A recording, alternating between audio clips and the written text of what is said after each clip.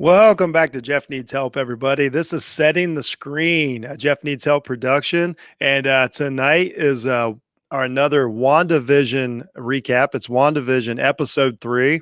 And with me, I have my co-host, my researcher, my co-creator, my just all-around main man, Stephen Gillespie. How are you tonight, Stephen? Man, I'm doing awesome. I'm stoked to be on here. Since the show started at, our show, obviously, but also WandaVision, this has been a real treat and a real pleasure to be a part of this journey with you, man. I'm excited to get into it today. Yeah, absolutely, man. And this was another week. So if anybody doesn't know, what we do is we don't just recap, WandaVision scene by scene. We kind of try to dig into the mystery of WandaVision. We do some research. I should say Steven does a ton of research. We go back, we look at some of the comics. We don't just tell you what happened and our thoughts on it. We also try to figure out, who's who, what's going on, what character represents who. So if you haven't listened to this is an absolutely spoiler filled podcast. We are not offended if you go back and watch the show and then come back and listen to us. We appreciate it. And if you do, of course, like, share, review, we appreciate it. But once again, this is definitely spoiler filled, and we pride ourselves in trying to unravel the mystery of WandaVision. So let's get started. So Stephen, we're going to go down through it here. Our opening thoughts, first of all, just we don't have to rate it or anything, but just how did you, on your first watch? I know you watched it 2 or 3 times, but on your first watch, just how did you feel when it was over? To be honest with you, man, like as the show was progressing, I was like, this is really not a good episode compared to what we were saying about the first two. If you remember the first one, I was just so happy to have Marvel content back that I was like 6 Infinity Stones. Yeah. This is awesome.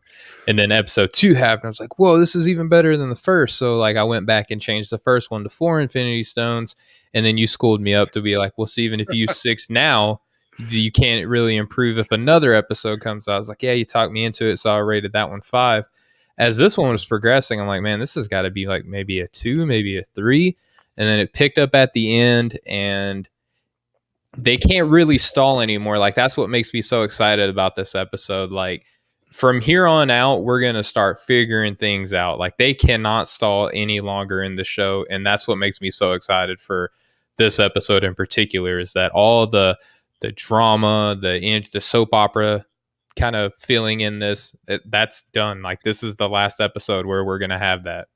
It feels like it. Yeah, I think we're all in the kind of the same ballpark here. Like it's kind of cool because you and I did a ton of research last week. We read comics. If anybody doesn't know, we did a bonus episode about comics that affiliate with the events that are happening, and we're going to do that again this week. There'll be some more bonus content, some more recommended reads. I apologize, I've got that up there now for the live viewers. Steven's nice enough not to point it out. I had no idea. so the green and red look just so good. So. It's just great. Yeah. So so I was the same thing. Me and my wife watch it. We couldn't wait to watch it on Friday. I enjoyed it, and I was also apprehensive, but I also knew that like things happen so quick. And so once again, if you don't know, me and Steven are both avid sports podcasters. So it was like watching a basketball or football game. Things are happening so quick that you don't have time to break down every second of it. So I know that things are going on that I'm not catching, that I'm going to catch. So then, probably 12 hours later, I rewatch it and I'm like, wow, they really packed a lot into an episode. Yes. Easter egg after Easter egg. But again, my wife as a casual or as a comic book film watcher, she still enjoyed the episode, which I think is really cool, that you don't have to you don't have to dig into the history of the Marvel universe to enjoy the show. But if you do, you're rewarded for it. So that was my gut. My instinct was that I was nervous. And then after the rewatch and the research, I felt way better about it. We'll give it our Infinity Stones, at the end of the show here, and let everybody know how we really thought about it. So let's get to it. A lot to unpack here. Let's go down through it. So what we kind of do here is we kind of go scene by scene, but then we also, as we go, Steven will tell you, the tidbits, the Easter eggs, as he calls them, that he saw, and try to explain what they meant as we go through the show. And what's funny is, if you haven't listened to this before, there's a ton that they pack in here that it's just amazing. So so I see, we start with this one started with it started with The intro video, right? yeah, Yeah. the intro video, the kind of Brady Bunch esque Mary intro. Tyler Moore. Yeah. Like, Yeah, yeah. I felt very, and you know what? I'm glad you brought that up already. I kind of like how they're using Wanda herself just as the character, as to kind of represent the evolution of women through the years of TV and stuff. They don't have to do that, but I think it's really cool. Like, she looks very like modern, cutting edge 70s in this. They don't she's not Mrs. Brady. She's Mary mhm. Tyler Moore. I think that's a good point. And I like that they're doing that. She portrays a strong independent woman, which obviously that's part of the show. The show is all about Wanda.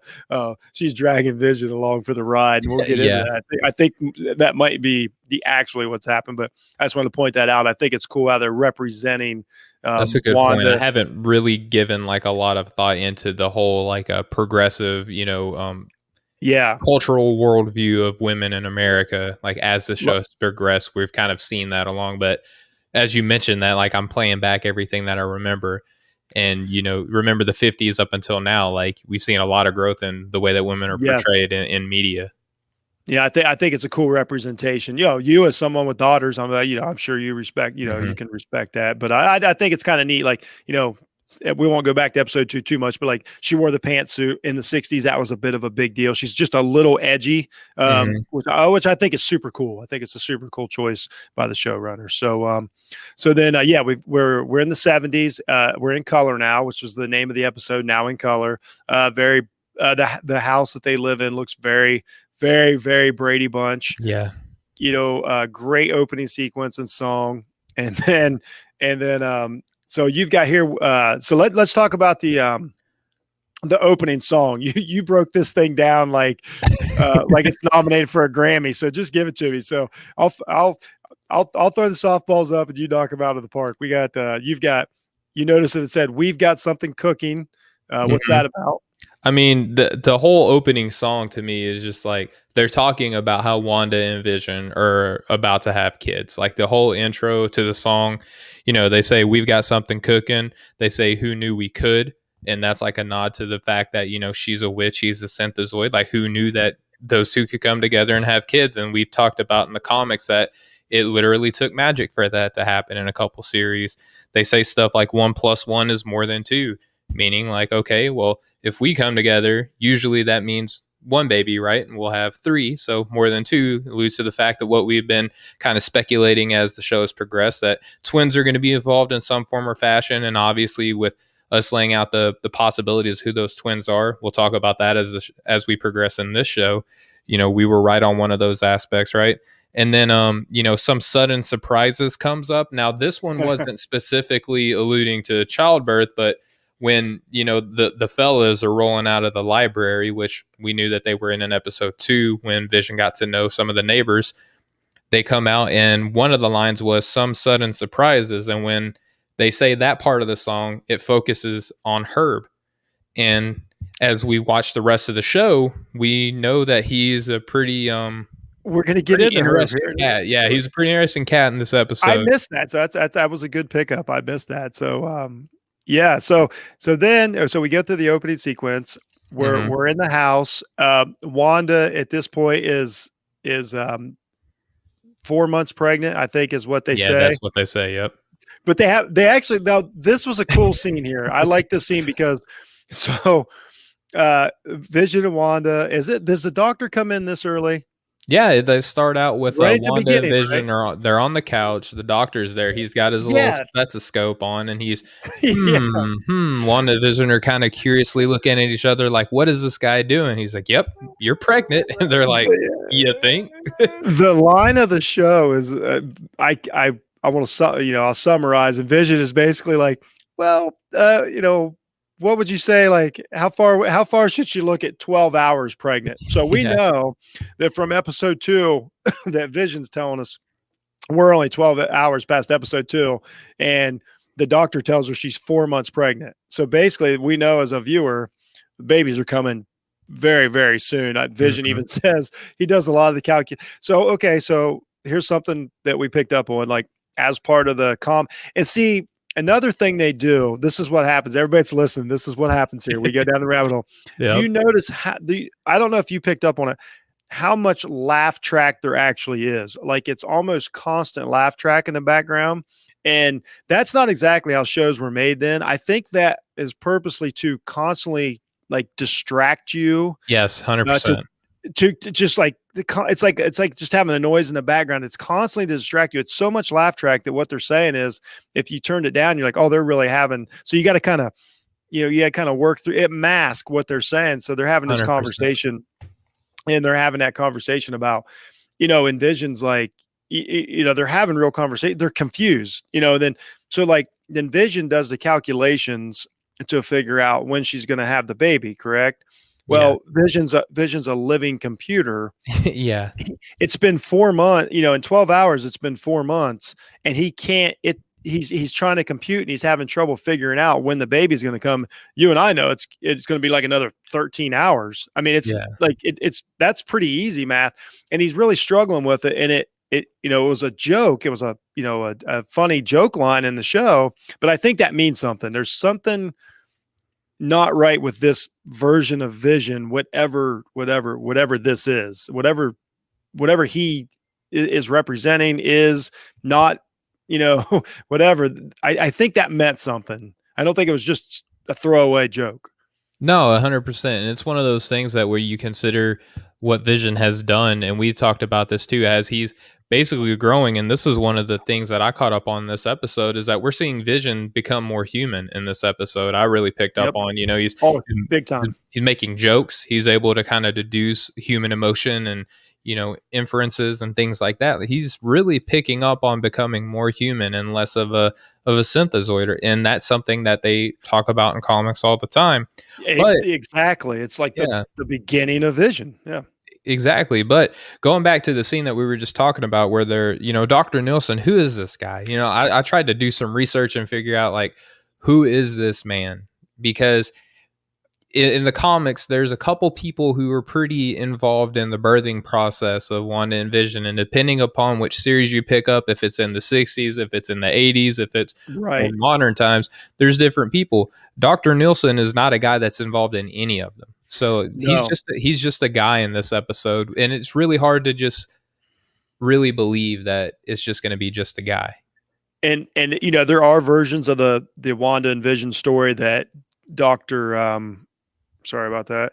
That the Doctor Strange Mhm. actually delivered Wanda's babies at one point. That's a storyline, so it's hard to overlook that. Well, also we got to keep in mind we know that Doctor Strange is continuing on in the MCU, Mhm. so I think that that's a distinct possibility that he's involved in this show and is going to show up, which would make total sense. I got a So theory about him that I'll talk about in a later Oh, scene. Yeah, so awesome. I can't wait. So then, so yeah, so we meet Dr. Nielsen, then they go through the shtick and everything. We find he's out gonna go that on vacation here soon, and yeah. yeah. So, you brought it up. He said he was going to Bermuda. It was a big deal. He was getting away. Now we don't really like that meant something, but I don't quite know what it is. Is he trying to escape what Wanda's created, this alternate world? Mhm. I don't,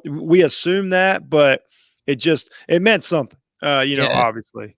and if you've watched Agents of Shield, you know that Agent Coulson, that he references Tahiti, and that ended up being an acronym that right now I can't remember off the top of my head. Oh, But Tahiti was basically a project to kind of alter his memory. So I don't know if Bermuda is along those same sides. I actually looked up because off the top of my head, I don't know geographically speaking where Bermuda is in reference to Tahiti, but they're on different sides of the Americas. One's in mhm. the Atlantic, one's in the Pacific. So they're not close to each other, because if they were, I was going to be like, aha, but unfortunately, they're not Well, close to each other. yeah. Well, they're not going to spoon feed us a show, and that's what we like about it. So Hmm. then let's jump to this. This is my most important part of the show, just me particularly. So they go outside. Mm-hmm. Herb is on the other side of a concrete block wall in the neighbor's yard. He's the neighbor, and he's trimming the hedges, but he's actually, if you see it, he's cutting through a concrete block wall, and it's throwing very bright sparks. Like the sparks don't look quite like the sparks look like modern day, sci-fi, special effects, not Mm-hmm. 1970s. So that, to me, that was, and everybody else watching, that meant something. So my first thing is I'm trying to figure out who Herb is.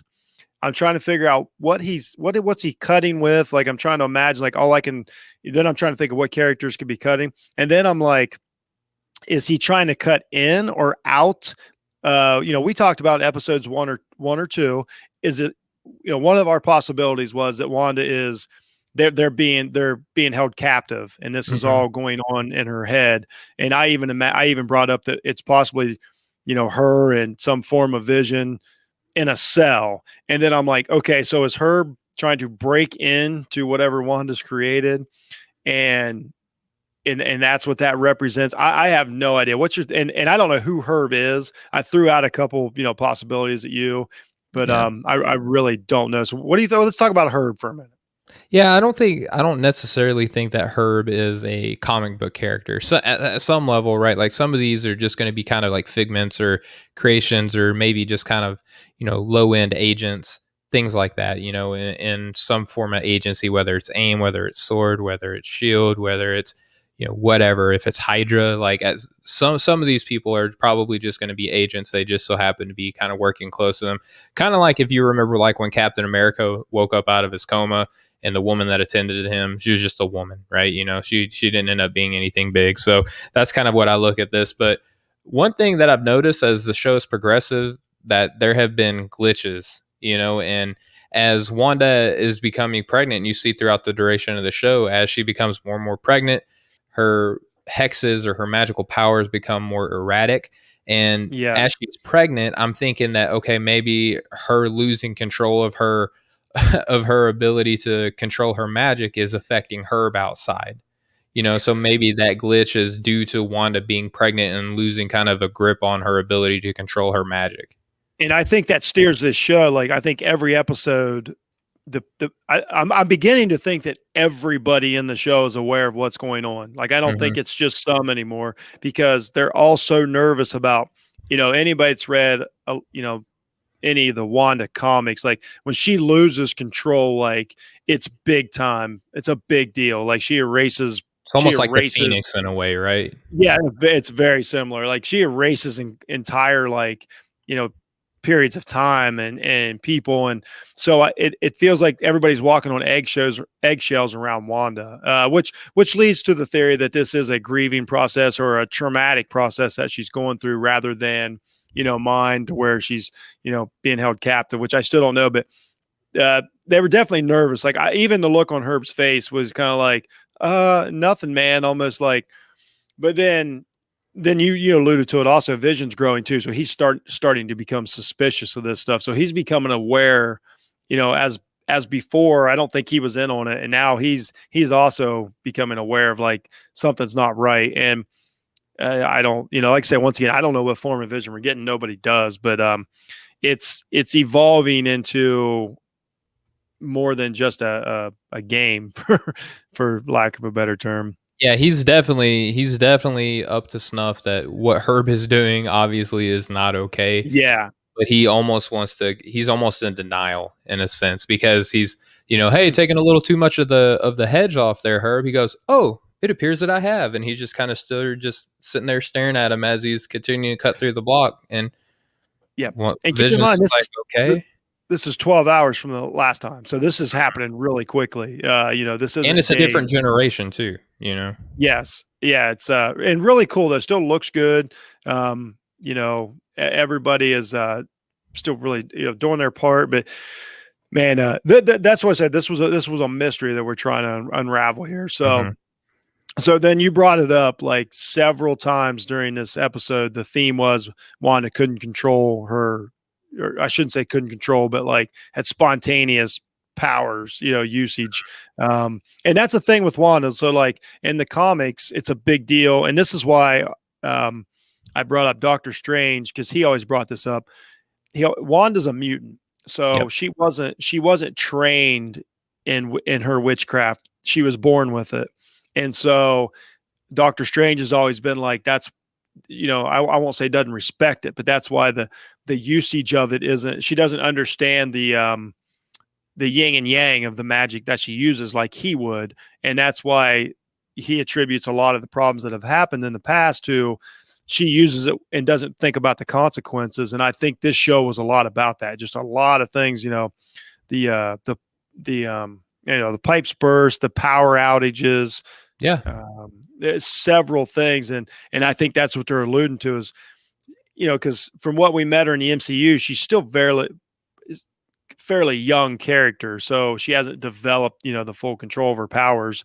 And it feels like between the apprehension of the neighbors and the sporadic use of them, I think that's what we're getting at here is like they're trying to keep Wanda from erasing the Earth or something like that. I don't know. Yeah, we find out later that there's a lot going on in here. But, moving on to the next segment that we wanted to discuss is, they come in, Vision comes in after being a little bit kind of spooked out, but, he's happy. He's expecting Dad to be a little nervous. Maybe he thinks that he's almost kind of seeing something that maybe not even be there, because he showed that he was very nervous talking to the doctor and Wanda. And he comes inside and they start talking about having kids. And Jeff, I'm excited because this was one of the possibilities that we had been talking on a couple episodes, is that the fact that we know that they're going to have twins, we just don't know which set. So when Vision comes in, they start talking about having a baby boy, and, Wanda's going around the house and she's using her magic, or, still twinkling the fingers and things around her happening. And they're talking about having a boy, and they can't make up their mind on if it's going to be Billy or if it's Tommy. Billy or Tommy. Now, what's interesting about these names in particular, people may just think like, oh, okay, they're just talking about boy names, like maybe you did when you were having kids, Jeff, or like I did with my wife when we were having our kids. And they're not just talking about just random names. I just want to go over why Billy and Tommy are important, right? So they're used in the 1985's Vision and the Scarlet Witch. Billy, obviously, Bill comes from William. It's a more formal name of Billy, right? But William is important because Simon Williams was the name of the Wonder Man whose brainwaves were used to create Vision. So that's why Billy is significant for anyone who knows anything about the comics, right? Tommy also is the same way. Tommy comes from Thomas, which is the nod to the original Human Torch, of whom's body was used to create Vision. So Tommy is the body, Billy is the brain of Vision. So that's why those names are kind of important. But they kind of sweep that away in the show, though. They don't really give a reason as to why those names are significant. Well, yeah, and we find out later that bringing up the past was a big deal. But yeah, so we've got the William and Thomas, that the traditional twins, that, and then and that's the thing about this is Wanda. That's what this whole show is about, is the creation of the twins, and a lot of her. Well, we won't get. We'll get into it in predictions afterwards, but the twins are a big deal in the history of comics. Like they become. I think I can't remember X-Men, or I think they become X-Men at one point. They do. They have similar traits and power abilities of what Pietro and Wanda had. They're basically the same. And Pietro gets brought up this episode. So so that was cool. So like as soon as you hear him say Billy, you're like, okay, we know what twins we're getting. I'm with you. Yeah, it was pretty exciting. And then what happens next is they start, contractions are kicking in now, and we see Vision bringing up Braxton Hicks and stuff like that, and Young Avengers. The Young Avengers. Thank you. There you go. And anyway, so we start seeing Wanda's, having Braxton Hicks, and Vision's again being more human. He's like, okay, let's try breathing exercises. Well, he doesn't really breathe. He's a synthezoid, so he's practicing breathing exercises with Wanda, which again, very interesting. So what happens is these contractions, you have children, I have children. We know what contractions look like, obviously not feel like, but we know what they look like. They don't seem pleasant. And it's enough to where when she's contracting, things are going on the fritz. She ends up causing a power outage throughout the neighborhood, and also pipes burst because her water breaks in this episode too. So not only does it affect her home, but it's so strong that it's infecting everyone around them. And then we see a funny scene that I wanted to touch on real quick between Dottie, who again might be Deidre, who ends up being a superhero, because we see Yeah, Wentworth brought up again. yeah, Dottie had like 30 seconds in this episode. A Yep, little and disappointed, but I know she's coming back, but I was a little disappointed. yeah, so again, she might be Superior, who, Deidre Wentworth. So again, I just want to keep bringing that up because that might be something that comes up later. And she's married to the mustache gentleman, who finally I get to hear his name to where it sticks out to me. It's Phil. So Dottie and Phil are in a home together. We can assume that they're married. Phil's reading a paper that mentions Hydra. And, Yeah, a cute little moment where she's like, honey, do these earrings make me look fat? And then the power kicks off. He's like, oh, that was close. Just a yeah, quirky little 70s comedy humor sprinkled in yeah. there, right? So that was pretty interesting, right? So and then as that's going on, we start seeing Vision now really showing that he is kind of piecing the puzzle together. He's learning. Yes. He's learning. He brings up, the dinner party, the choking, the everything else that's going on. And then as he's going through this beautiful soliloquy, and it's like almost, eerie again, I'm going to bring that up. The way that he's piecing this together, you can see kind of almost dread on Wanda's face as Yes. and then the last thing he says, I don't want to give the whole speech, but the last thing that he says, he says, I think something's wrong here, Wanda. And then you just see her That's the demeanor. glitch. Yep, she sees her as soon as she has the surprise look, timer glitches and rewinds backwards to right before he says that, to now all of a sudden he's being more assuring than And suspicious, right? and here's what I do. And this is where this was the point in the series so far that really threw me off, is to where, sadly, I don't think Vision exists, because I don't, I, I would hope that Wanda wouldn't do that to Vision. So I think she did that to her version of him. I don't know. I mean, because essentially that's kind of uh, that's a negative thing to do to Betrayal. somebody. Yeah, it's Yeah, almost like yeah. betraying Thank you. So then yeah. I'm like, well, wait a minute. Like, would she really do that to the actual Vision? Like, something just She did the same thing to a mysterious enemy person who was coming up out of the yeah. the manhole in the second episode, right? Yeah, Yes, and I've got a and theory on that too. Basically, I think it all hinges into, like, if and our friend Rob mentioned that, yeah, a lot of people thought that their Wi-Fi messed up, or their streaming service, glitched when that happened. I've heard that all day long. It's yeah, pretty cool.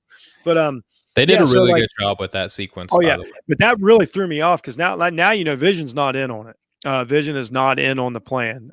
He's not trying to hide anything. He's living as He's as just he's a living and pawn. growing. Yeah, if he's there, like, it's so like, and then I feel so bad, because I'm like, I don't want to get through this and find out that he was Well, an aberration this whole we time. have a feeling that it's not going to I be. know, I'm so It's scared. going to be a messy story. So Just putting that out there. Buckle up. It's going to get bumpy. and then then we move from that, and then we should finish that. Vision comes back down and says what Wanda wants to hear, Mhm. and then she's better. So it's almost like it's got to be a concentration thing. Whatever Wanda is doing to create this world, it's got to be a concentration thing. And if she starts, thinking about two different Having a things, baby. that's when she slips up. So when she loses concentration, and Oh, and like I said, real quick good- too, we talked about it in episode 1 that Vision sees his boss, Mr. Hart, choking on the floor. He doesn't get up until Wanda says, "Vision, help him." Then he yeah, gets up and helps him. So when you just said that, that made me call back to that first episode to where, like, okay, like that probably should have been a point where we looked at that and said, why wouldn't Vision help him upon first yeah, yeah. notice? I You know don't, what I mean? I don't think Vision's in control of anything. I don't think. I don't even know if there is a Vision. I have no idea. So then we got another commercial, Yeah. and we've got the same woman again. We've got, and it's a hydro soap. Is that what it Yeah, was? it's Hydra Soak, yeah. So Yeah. one thing that happened in this commercial, and I'm not trying to, I'm just going to say what I saw in this commercial, And I hope that everyone would know who I am as a person when I bring up what I bring up. It's sensitive times that we live in. I don't mean any negative by this. This is literally what just happened in the commercial. So we know that the man and the woman that had appeared in the same commercials in episode 1 and 2 are the same ones that appear in this third episode. Now it shows her in a home with a white child and an African American child. So Yeah.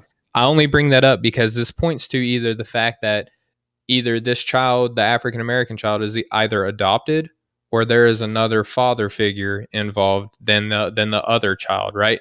And that's important to the canon of Wanda, because her mother has either adopted. Adoption is a central part of her story at birth, or Yes. multiple fathers trying to figure out who the real father of her and Pietro are, right? So that might support what I've been saying this whole time, that this man and this woman may be her parental figures, Yeah. throughout Yeah. comics.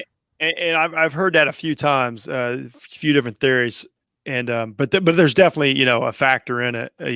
Now a lot of people think that it could be a character called Lady Hydra. I believe it's Lady Hydra.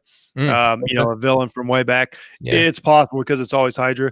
So the Hydra soap, I didn't watch the show, but I guess that's something in Agents of Shield that was brought up, is that Hydra was producing a soap that erased memories or something Yes. like that. So Mhm. there's precedence to that, correct? Okay. So hey, Absolutely. I actually got ahead of you on one. Hey man, that's cool, because you know what? That soap that they use also is important to another thing that we're going to talk about later in all these Agents of Shield. Yep, that blue soap is a kind of a mind control. Yes, Robert That Cruz. Thank you. they use this in the episode with the framework, and that's going to be kind of something that I'm going to call Okay. on bit by bit as we progress down the show, because I think that the framework is an integral part of what's happening around Wanda and Vision right now. Okay, so we'll go through your slogans. You put a couple slogans there. I'll read them out, and then you tell me why they mean. So one of the slogans in the commercial was "When you want to get away, but don't want to go anywhere." Mm-hmm. That meant something to you. Hide your Yep. soak. Find the goddess within. Yep. And again, I'm going to get into the framework now, right? So both of Yep. these are nods, I feel, to Agents of Shield.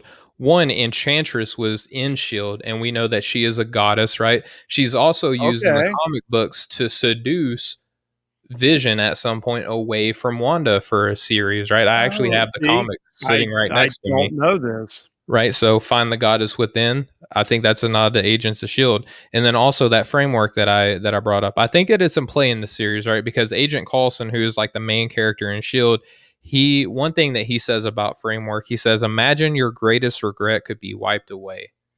Yeah, Yeah. what's the whole thing going on with Wanda and Vision right now? Obviously regret that that she lost her husband, right? She lost her love. We see, all the other agents that are involved in here. They say stuff like you can feel pain in the framework. It's meant to be kind of like a training simulator where you can go in, and then later, as Agents of Shield develops, they end up in space, right? Because all science fiction movies always end up in space. Right. This is important because when they're in space, the framework is used as ultimately as like a virtual reality. It's like almost like an online game, or Okay. some sort of like leisurely activity, is like a brain drug agent type thing, right? So what's crazy is we keep seeing this symbol with the sword with the wreath around it, which symbolizes the sword, which is the sister agency of Shield, right? So they use sword in space and in comics and the MCU. We talked about that in the Captain Marvel when it ended, and it showed Nick Fury is in a spaceship surrounded by a fleet of other spaceships. So Yeah. that points to sword. Sword is also involved in the comics, and maybe they're using the framework to almost study Wanda and Vision, because what sword Once stands again, for. and that goes to my study theory. Mhm. That Yeah, that they're absolutely. lab rats. Yeah.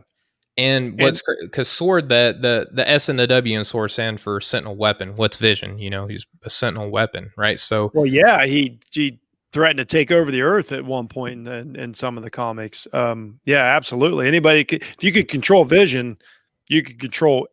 You know what? You just brought something up. Maybe this whole thing is about control of vision. Maybe somebody's trying to use vision as a weapon. Maybe this show's all about him, and we don't even realize it. Sword has a lot of things that they can introduce Yeah. going forward with, speaking of mutants, we know that Far From Home just came out. Norman Osborn ties into Sword. So, as the Spider-Man series progresses, obviously Norman Osborn is a And they're huge and they're figure. and they're all linked now too. Like that's a huge part of this, the business side of it. Like we talked about, like Hmm. we're definitely bringing, mutants, Yeah, maybe I mean, Fantastic Four. Beast We is talked a about, Beast is involved in Sword in the comics, and he's also yeah, one of the predominant X-Men figures of the comics. yeah. So I think that they're tying Sword and Shield together as like these sister agencies. They're using that Hydra soak. I don't think that that's a mistake at all. I did not pick up on Mm-mm. that, but that's obviously a huge component to this, and it ties in perfectly with Shield using that framework that I was just mentioning. Yeah. So yeah, all that. So we're just talking about everything that That's a happens, lot and right there in basically that it's commercial. basically a commercial. But I mean, that's what it's for. That's what this show does. That this is literally what they want this show to do. So I'm happy to play along. Uh, okay, so here we go. So we get back to WandaVision show. Back to life. Yeah. So it's time to have the baby, basically. Mhm. So now we're getting to the point. What happened first? So the next thing Yeah, was so what happens is that that's Wanda right. is, progressing. She's like, "Hey, I'm having the baby right now." This is after they Yeah. decorate, her water breaks, they have that He cute said little scene. he's because she says, "I can't believe he's going on vacation." And he says, "This is a great moment of complete awareness by Vision." Well, it is. The baby is 9 months early, Yeah. essentially 9 months early. Yeah. Yeah, so And that's so right. maybe there's hope that he can go rush off and get the doc, Yeah. right? So he goes to get Dr. Nielsen, and then, so here's another thing that they finally did. Like, it's when it was time to go, he openly used his powers. He didn't think Mhm. about it like he did in episode 1 and 2. They really tried everything to hide him. We remember the magic show in episode 2, like, don't give away your powers. This was like he didn't even, he just a blink of an eye, like Screw it. he was gone. He phased and was gone. So then when he goes to that, this is when the show gets It just, it starts really picking takes, up. yeah, it really takes a turn. This is when Geraldine knocks on the door, and things are going sideways at this point, in the universe. I mean, this is a big moment. This is setting the stage for the future of the Marvel, universe, not just this show. Like Setting the this screen, if you will. yes, good job, my man. That's a real Hey. pro right there. So let's work through this a little bit. Geraldine shows up at the door, and Did you notice you the necklace? Did you notice the necklace when I she didn't walked in? notice it until Wanda did. I did not notice it till Wanda did. But you did notice something about this that, I thought was awesome, is that she shows up and she says, "My well, you know what? I guess we don't know that yet. I'm getting ahead of myself." It's So really hard to not do that with this show. it It's is. really So hard she to not. shows up. Geraldine is wearing a sword necklace, which is so weird though, because she's aware that she's wearing it. So, like, why would she be wearing it? She's not. I mean, we're talking about why would you accidentally wear a sword necklace? So that was really odd to me. Like, what would be like? She wouldn't forget it. Like, if we're assuming this is one of the Wouldn't most she though? important, I don't know. No, no. So we all know by now, like like there's no secret. It's Geraldine is Monica Rambeau, Captain Yes. Marvel, which is awesome. We talked about her a lot last week, but she wouldn't accidentally wear this necklace. So I'm like, why would you wear the necklace? So it brings up the question of, like, when Monica's talking to Wanda, like she doesn't quite know what's going on. It's really off putting. I cannot figure it out. But so yeah, so Geraldine comes in, and then it's the whole funny thing about Wanda's hiding the baby. We're Yes. at 9 She months says she now. needs a Like, bucket, right? Because her yeah, pipes and her ceiling burst. And that's yes, important to remember as we go yeah. on and talk about this, because she I comes in and is almost like, "Hey, I need a bucket because I was at home and my pipes burst. Do you have one?" And that's when you see Wanda go into the kitchen. Her coat yeah. changes all these different colors, and Geraldine's telling this elaborate story. Oh my god. So she's telling a story about her boss, Mr. Haddix, and this crazy story and almost getting fired. I know that story means something. I can't quite figure out what. Like, And who's she's like, "Oh, Mr. then I got." Haddock? Couldn't figure out who that was. Yeah, I did. I could not figure out her story. I listened to it. It was intentionally obnoxious, and I was totally put off by it, and it was hard to focus. So she's telling a story about her boss, her temporary job, her boss, Mr. Haddix, and this whole thing, and which is it's also a classic '70s, trope, like why the talkative neighbor is Mhm. talking like something's going on in the background. So in the background, what happens? This is probably a big moment. A stork walks up. So you Yeah. help us talk about the stork here because this, I mean, it's a huge thing, but Yeah, I don't even know where to begin with it. well, let's start with what happens right before Geraldine comes in. I'd be remiss Okay, if we didn't. We hear a boom, coming out of the baby's room, and Wanda's kind of creeping up, and then she hears the doorbell ring, and then Geraldine comes in, and you that's know, right. yeah. So as that progresses, we see the stork come out, right? And what does the stork represent? Like that's how babies are brought into the world, right? Like Mm-hmm. storks are used to talk about, hey, a Traditionally, baby. storks the drop off your baby. That's right, and they're also on Vlasic pickles. So maybe this is about pickles. Probably not. But anyway, I'm If this sorry. That whole was thing my is a Velocity pickle commercial, I'm going to be so upset. that was my attempt at humor. I'm sorry. But anyway, so the stork appears. Now, what's interesting about this exchange with the stork?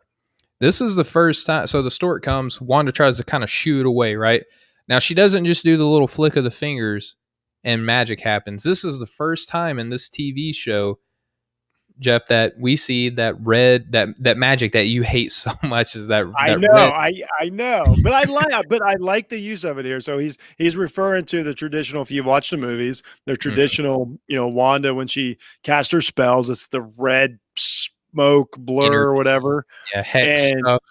yeah, and Steven brought it up that this was the first time we've seen it, and the story's having none of it. So Yeah, it right now, flaps it away. yeah. So what's your theory on the story? Well, at first when I watched it, I didn't think anything of it. I thought that like, oh, okay, like the stork is just kind of using its wings to blow away the smoke, and I'm But like, this is some weird, really X-Files stuff right now. Like this show went to like, I mean, come on, the stork walking around and picking at Monica and the Monica fish not being dress, aware. yeah, it's Yeah, so this cheesy. wasn't 70s humor. Like this was some real like, you know, I guess a Twilight Zone type stuff is what I thought. Yeah, and so what happens is when I watched it the second time, this is really where I picked up on. I'm like, now any other time Wanda has wanted to use her magic in this show, it's worked no matter what it is, even on a person. She made gum come up out of Vision, Yeah, in this episode, like chewed out through his gears and all that funny that's stuff a that good was point. She has not struggled at all with using her magic, which leads us to believe that she's in complete control of this up world. until the stork. The Now the stork, stork up comes until the in stork. and dare I say counters the hex. I think that that's appropriate, right? Because she's literally trying to cast the hex on this stork, and by flapping its wing, it counters. Is this stork a stork? Which why would a stork just Or show up in a house? Or there's two people I think that this could be. One, Agatha Harkness or Agnes in the TV show. We haven't seen her okay, in the show up until this point, yes, or but I not don't if think this is her. If it's not her, she doesn't I show up don't think until. it's her. Well, then But if go it's ahead. not her, she doesn't show up until the end of the show. Or you mentioned this earlier that Doctor Strange was a pretty um, integral part to the birthing process for Yeah, Wanda and the twins. Could this have been Doctor Strange showing up? Because it's not just that the stork was trying to be obnoxious; it was sneaking around, not yeah, wanting it to had be it. seen. Right, it had an intention, yeah, which it was really, really odd, and I can't wait till like I don't want the series to end, but I can't wait to go back and I hope they Piece it together, explain. yeah. I think it's gonna be awesome. So yeah. So then but then they do the funny stuff with Geraldine and like, oh, I want to see the baby's room. But what Geraldine's doing this whole time, she's basically being an investigator. She's Yeah, she's being a she's private snooping. investigator, and we figured this out here in a few minutes. But and yeah, she's snooping. But but the thing is, you can tell that there's this line you don't want to cross with Wanda, to where I think everybody is really, really scared of her Hmm. because we find out here in a minute. We'll actually talk about it just here in a second. So Yeah, this they chase the stork into the baby's room. It blends back into the wall. Scene's over. Everybody laughs. Geraldine's going to leave. Stork's not seen again throughout this entire episode. It's just gone No. after the babies are born. So so now Wanda's in full labor, but you brought this up. Geraldine's not like super concerned, like as if it was a. Yeah, so it's not just that she's in labor, but she's in labor. Pictures are spinning around the house. Like the sink is filling up with soaking I noticed water. this too. But then all of a sudden we just ignore, like, it's almost like now we know that everybody's just been ignoring the magic to act like they don't see it. Because Geraldine says, I'm sure that there's probably a perfectly logical explanation about this. And then as Wanda's pushing, she's like, it's natural. Like, she's. Yeah. No one doctor cares. was the same way. Doctor was the same way. Vision flies in, phases, does all this, and the doctor's like, whatever. So now we know. Yeah, the first kid's born, the doctor shows up. He's like, oh, thank goodness you were here. You might make a good nurse, and then which really weird exchange. And then, Geraldine's like, oh, hey, Doc, let me talk to you in the kitchen for a second. Almost as if she's like, I want to give Wanda and Vision a second to be themselves and enjoy the birth of their first kid. It's almost like, okay, we know what's going to happen. It's almost like, I'm not going to go down that line. But anyway, it's like Geraldine knows that like Vision is Vision and Wanda is Wanda. And this kind of shows up later, like almost in the next couple of seconds. She knows that they need a minute to enjoy this as themselves because Vision throughout this episode is in his human form, right? So when the Doc and Geraldine walk out, he goes back to being a synthezoid. Yeah, and Wanda told him to. I believe Wanda was like, they want to see your real face or whatever. And then, of course, anybody knows that everybody knows it's going to be a twin. So she goes back into labor, delivers, I believe, Thomas. Yep. Thomas was second. Yeah. I believe it delivers Thomas. Well, no, Tommy was first because Tommy was the one that Wanda wanted and Vision wanted Billy. And then the first one was born and Vision's like Billy. And she's like, oh, Billy. And then it happened. Yeah. So the second kid's born. The doctor's like, hey, 20 fingers, 20 toes. You guys look good. And Vision's like, hey, can I walk you home? The doc's like, only if you promise me that we're walking home now instead of using your magic earlier. Right? He doesn't say the magic part, but he's like, as long as we can just walk, that's cool. So something was brought up. If you're listening to the audio version, we also do a live version, and we've got a viewer question here. So Robert Cruz is asking, how did we know Geraldine was Captain Marvel? So there's a few things. She's an African American woman, so that's just the fact of the matter is that was a big deal. One of the first Captain Marvels. But another thing is, if you watch the Captain Marvel movie with Brie Larson, Geraldine was her mother's name, and in that movie, Monica was about an 8 or 9-year-old kid, and everybody assumed that's the next Captain Marvel. So that's, I think, is another character that that name is as in this current Captain Marvel's universe. Yes, and that's right, and another thing, like they actually have admitted like that this actress is going to be Captain Marvel too. So, it's then there's the whole thing. Yeah. What you just said, like the stuff that we don't want to acknowledge that we know, but we know that she's casted to be her. Like we know that through the cast. Yeah.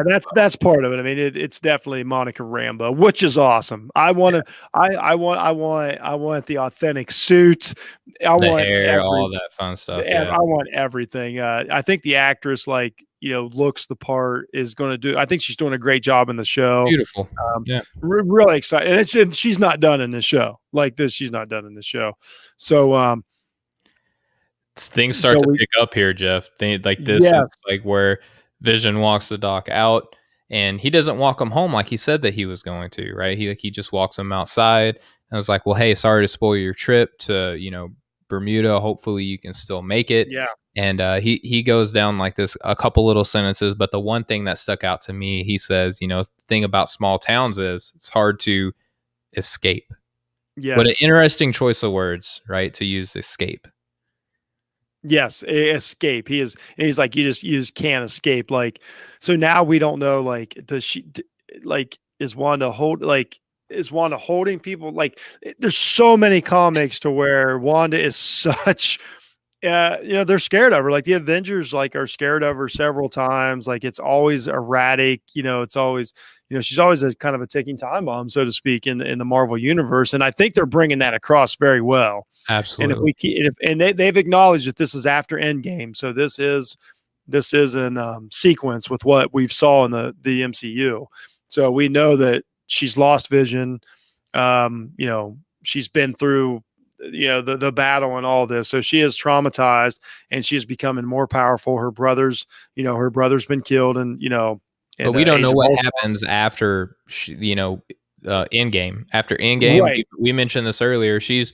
Everybody else gets like their little send off, and if they don't get a send off, they appear in like another movie, right? So we don't know what happens. We just, Wanda storms off after the battle, and this is where we're left with picking up. Yes. So then Vision looks over and he sees Agnes and Herb talking again at the exact same spot, which that's part 70 sitcom and also part like part of the master plan here, whatever it is. And Agnes isn't as outgoing this episode, Yeah, which I take it as conveyed as more concerned in this episode. I think the when Wanda, I didn't even want to say got pregnant because we're like 20 hours later. Like yeah. when Wanda became pregnant, I really think that unsettled everybody, and it did in the comics too, because we're talking, she created him with magic. That's kind of Yeah. a big deal, and it continues on in the comics. So Yeah, people you want to take know, that magic that they use to create the babies and bring other people to life. Yeah, yeah. So it's there's a lot to it. So so they're talking, and oh yeah, no, you brought this up here, so I'll give you the quote, then you tell me why. So um, Agnes says, because they're talking about the power outage, and she says that hmm Ralph looks better in the dark, and you thought that was a nod to Mephisto, right? And there's a particular. you really think Mephisto's involved here, don't you? I think Mephisto I is call him Ralph. Mephisto. Everybody, Which it's Mephisto. I whichever think it's Mephisto. whichever pronunciation you prefer. Yeah. um, I think this is a nod to him, and in particular, I went through and looked at some of the comics that he had appeared in, and there's one that was in 1989. It was the West Coast Avengers, and it's called "The Fragments of a Greater Darkness." Right, so obviously we know that he's the equivalent of the Marvel's, devil, and we can hmm associate all different kinds of, adjectives and descriptive words that would traditionally go with such a character, right? And we think that Doctor Strange is probably going to battle it in the next movie. I think It very so. well could happen. This could just be leading right into Doctor Strange, which we know is. I Yeah, think that's it's the in the next plan. next one on. I think it's the next one on the list. Yeah, and again, we've heard her say in the second episode when Dottie says, the devil's in the details, and Agnes is like, that's not the only place he is. And then in this episode, he looks better in the dark, right? So I think that this is a nod to Mephisto. But then after that, he And kind I of. just want to say, by the way, that's a great pickup, because if that winds up being the truth, I want everybody to come back to Jeff Needs Help setting the screen and just email Steven about how smart he was to pick up on that. Because if that winds up being true, that you picked up on that Easter egg, man, that's Sherlock Holmes investigation right there. I hope you're right. Well, Doctor Strange played, Sherlock Holmes in TV series. Like that's where he became There famous. you So go. it There all you comes go. it all comes full circle. But as this discussion is kind of breaking down, Jeff, I just want to talk real quick. I just want to go through the cut scenes and what each key Yeah, let's character do it. says, and then afterwards we can just kind of talk Let's about do it. like, I like yeah, it. I like this. all So right, we're gonna. So we're starting with the conversation at the mhm. the cut in concrete wall. Where, let's keep in mind, even if it's only been another 10 hours or whatever, Herb is still in the same spot with the same hedge clippers, the same slice in the wall. He has not moved an inch. Like that factors into this. Yeah, and the only thing that's changed is Agnes, who Agatha Hmm. Harkness is the mentor of Wanda. We And talked once about again, that. Catherine Hahn doing a great job of portraying like you. As soon as you look at her face, she's in the show for like 2 minutes. As soon as you see the emotions on her face, you know what she's thinking. Like she's just doing a killer job. She's going to be in the MCU for a while. Like she is set. She better be, because she's She's absolutely killing it. killing this role. But as Vision starts to walk back home, Agnes says, "Is Geraldine inside with Wanda?" Vision says, "Yes, why?" Then it cuts to Wanda and Geraldine inside, and they're talking about the twins, and Geraldine's like, "Oh, twins," and Wanda mentions like, "Hey, I was a twin." She mentions Pietro. She sings a Sokovian lullaby, which I had to do Yeah, some research on the language that was actually used for the show, because Sokovia obviously doesn't exist. They use does in Portuguese. my mind. I'm sorry. It does in my world. There you go. Jeff needs Sokovia. But she's singing this lullaby over the twins, and when she's singing it, it sounds really just scary. But then I went and looked up the translation in Portuguese to English. It's actually pretty beautiful. It says, "I waited for you, and this day has come. My heart became a home full of light, full of light." That sounds beautiful. Oh wow, But yeah. Geraldine is just so unsettled. That's great, man. I just once again, everybody recognized that Steven translated the lullaby in this show. Like that. This is what we give you. This is what we bring to you each week on Setting the Screen. Well, I did look this up, like the Sokovian lullaby, because I obviously don't know Portuguese, but I thought to go back and look at it, because they don't ever accidentally do anything in these shows. So Nothing. it Every was second of it's planned out. It's amazing. every stitch of fabric. It's It's just, just not a wasted moment. It's there's so much incredible. detail. But she sings this beautiful song, but in the meantime, Geraldine appears unsettled and asks, "He was killed by Ultron, wasn't he?" And that was a huge moment for me because I need more Ultron in my life, and I Please. believe he's coming back. I believe that he's a part of this story, He's and an that integral part of the creation of Vision. yes, and Wanda was not about hearing that. She Like cried. A tear rolled down her face, and she says, "What do you say?" And then, just again, you talk about the show writers and the theatrics and everything that's involved with this. They did a beautiful job, because cutscene after cutscene after cutscene, you couldn't get a straight answer immediately, and it just left me wanting more. So naturally, after she says, "What do you say?" he goes back to Vision, Agnes, and Herb outside. Herb says, "She's new to town, brand new." Agnes says, "No family, no husband." Vision's like, "Yeah, okay, that's fine. Like, she's new to town, whatever. She's not married. She's just living by herself. No big deal." And Vision's basically conveying, like, "I don't see the issue here." And then Agnes bluntly just looks at him and says, "No home." And remember what happened earlier when Geraldine came into the house. She says, "I need a bucket because she, the pipes in she my said her ceiling is pipe. bursted." Yep. So then you start getting this feeling like, okay, like something big's about to happen here. Like, is Geraldine possibly a bad guy? Like I started getting that vibe And initially. if you, I think right now, if you don't know who Monica Rambeau is, you think she's a bad guy. Like I think, for lack of a better term, I think that's what you're supposed to think. If you're like, I would imagine that if you don't know, that's exactly what you're intended to think. Yeah, because she inside alone, because Vision knows that the doctor's outside. And how did Agnes, who hasn't been in this episode at all, know that Monica's inside, right? So like kind of double agent playing almost into this scene, right? So anyway, she goes, "No home," and Vision says, "What?" And then naturally the cutscene goes back to inside, right? Wanda asks Geraldine, "What did you just say again?" Geraldine references back to the strong lady reference that she said earlier in the show. I found this interesting upon rewatch, Steph, and I would love to get your thought, Okay. because it seems like she's almost pretending to glitch. Like she knows that glitching is happening in the show, with like the rewinds that have happened at the end of episode 2. And then earlier, when Vision kind of rewind to say what Wanda wanted her to say earlier in this very episode, do you think that Monica is trying to simulate a glitch, almost to kind of like trick Wanda? Yes. I think that Monica is on a mission, and I think that she is. I keep associating this with an interrogation, and like I look at Monica as like an agent, FBI agent or something. But I think she's a young one, and she's Or precocious, sword agent?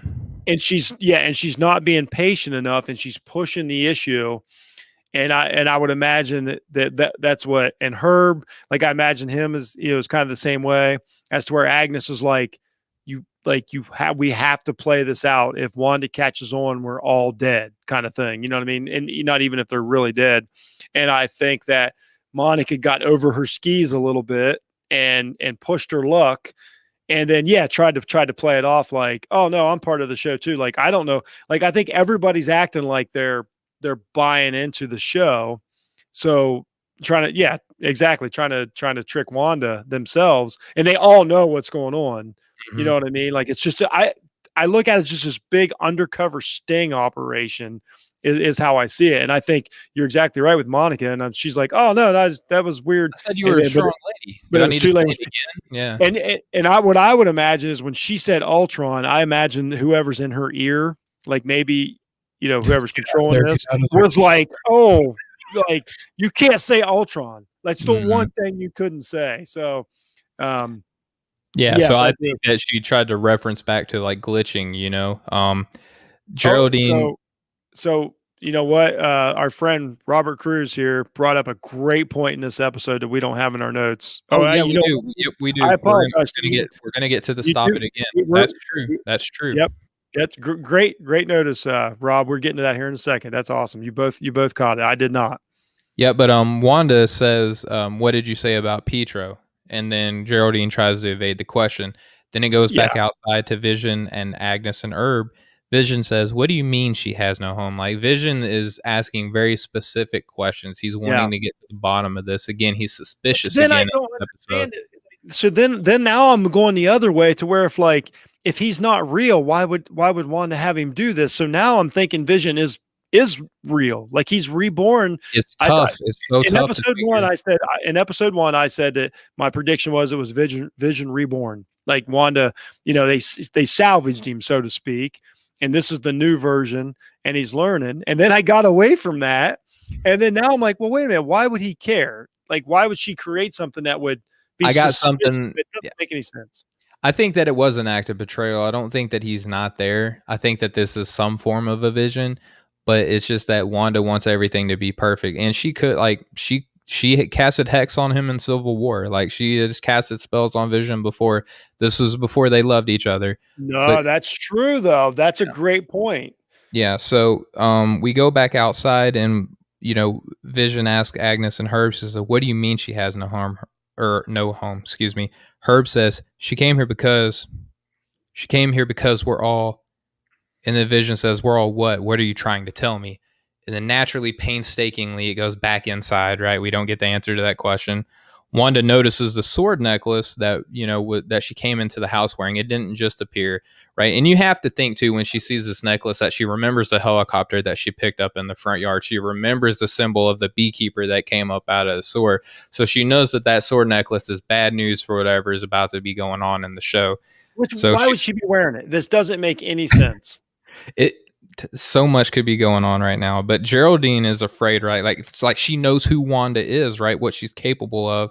And she pushed her limits. Like, she absolutely pushed it too far, and she knows that she's like, Wanda might end the earth right now, was the look on her face.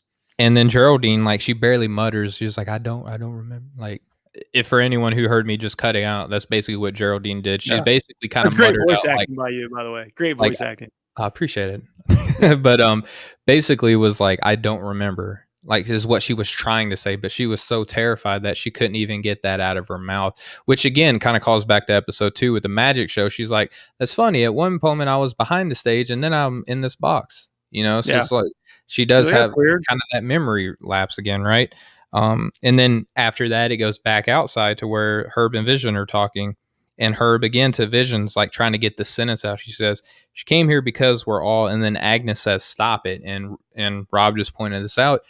That may be a callback to what happened earlier. And it's funny because Agnes, if she's Agatha Harkness, she is like a witch of sorts, right? So she could be doing some sort of spell. We didn't see her hands. We only saw her head. She could be casting a little spell on Herb to make him be unable to answer that question. This definitely is her. This is who this is, and I've got some theories coming up. Yeah. And then we'll just get through this real quick. There's not very much left. It goes back inside to Wanda. Wanda says, "Who are you?" And then it goes back outside. And Agnes is like, "Well, hey, I better get going." Ching ching on her little bike. And then she just Mhm. takes off, very like bubbly personality again. And then she just walks off. And the Vision looks at Herb and says, "Herb, like you were telling me something." And then very 70s, African American man's like, "Catch you on the flip side, Vision."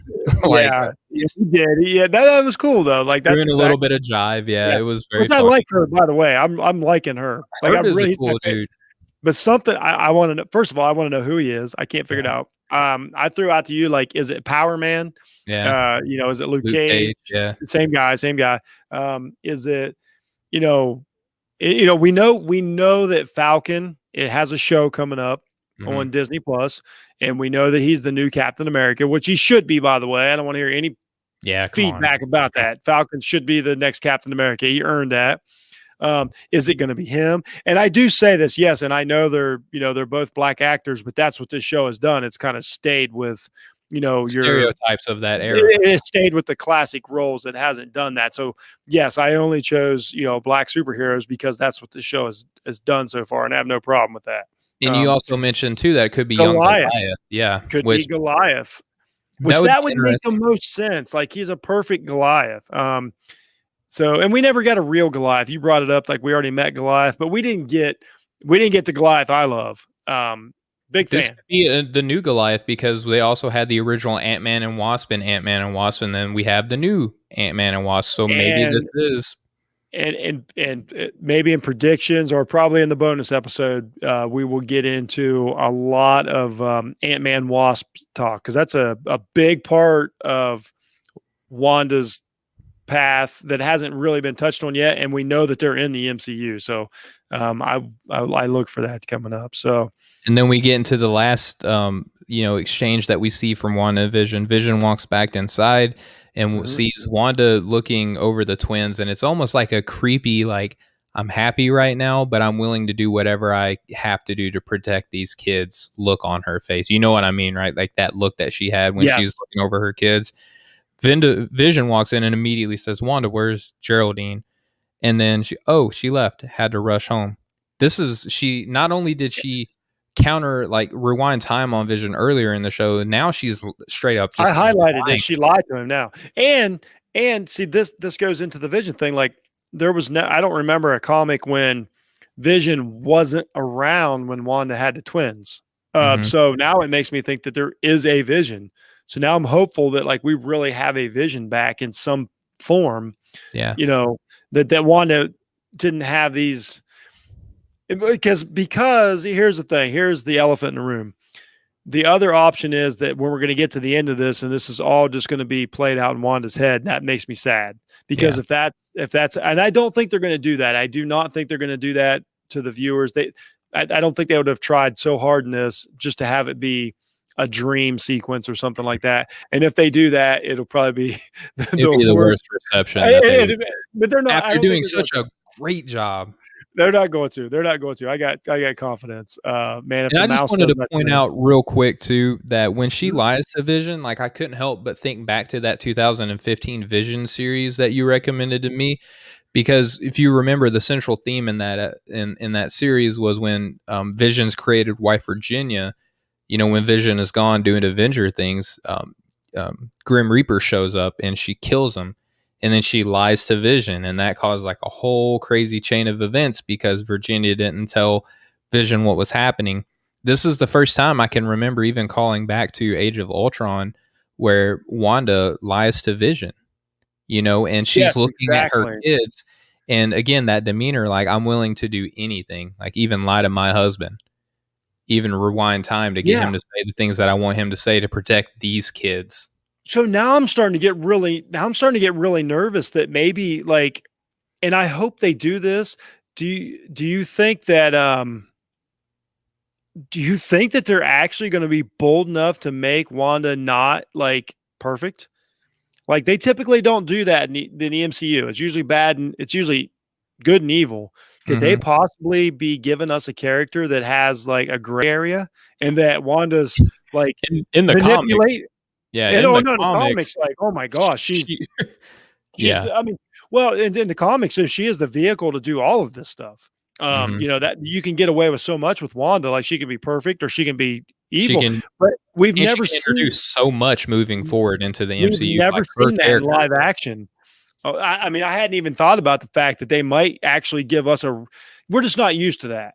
Like Yeah, we're used to the feel good stories, you know, the bad versus evil and all that. We've never had a true gray area in the MCU. This could possibly like this is my mind's blown right now. This could possibly be like Wanda could be just not a a perfect person. And maybe that's why she she's is in pain too. Like we got to remember maybe that that's she's still what grieving. yes, and maybe that's why she's playing this character so perfectly. Because what would be better than us to fall in love with this version of Wanda, Elizabeth Olsen, and then she tears out our heart. Yeah. Yeah, I mean, holy cow, we might be onto something here. Our prediction. So we're gonna get we'll get through the end of this episode, and then we've got Yeah, a it's quick just a real uh, quick yeah, closeout. yeah. Then we've got a quick special topic to talk about with one of our good friends here. So anyway, so this happens. But essentially, what happened in the meantime was Wanda was like, so whether it's figuring out or whether realizing whatever, what do we see next? We see Geraldine blasting through the sky, landing in what I would Phasing assume through is some sort of barrier, you know. current day Westview, and then being how did you say an armada of government vehicles, Swarmer, and we're playing the Monkeys' Daydream Believer. What a uh great song to throw in it's there perfect. too. It's What a perfect. great song, because not only is the Daydream Believer just ties in what we're just talking about. Like, there's no way this is all real. We see that now when Geraldine comes through this like virtual reality barrier. I don't know if you even caught the time of day was different, right? Not only the generational gap, Oh yeah. but it's daytime in Wandaville right now, and Yeah. then outside in Westview it's nighttime, right? So she phases through this barrier. She's rolling around on the ground, like all these government vehicles, like an armada of them. I use that word, yes.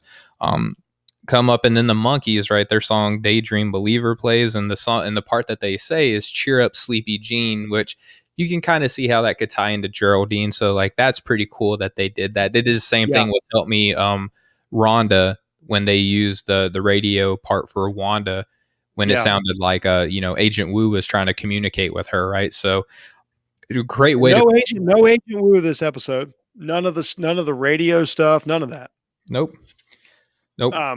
We Real didn't get real any of wild that. stuff. We didn't get in the after part where there's no surveillance, control room. Mm-mm. There's no like you mentioned, the radio transmissions. There's no one trying to sneak in at the end of the episode. Like that's it.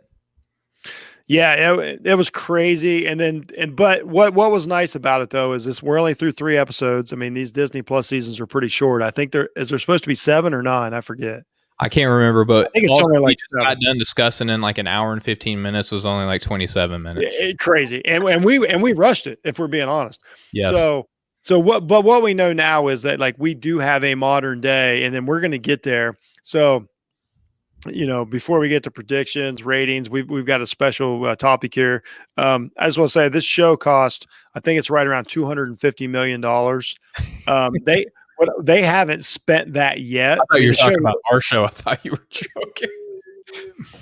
no. I'm sorry. I thought But if anybody wants to donate 1 million at a time, me and Steven are happy to take it. happy to But, oblige. We'll make it work. WandaVision costs like roughly $250 million. So what we know is coming up. We've got some big events. Like they're going to blow this money. Anybody that watch The Mandalorian, they're going to blow this money. So our special topic is a friend of ours, Robert Cruz, big fan of the show. He noticed this. This came from episode 1. This would have been in episode 1.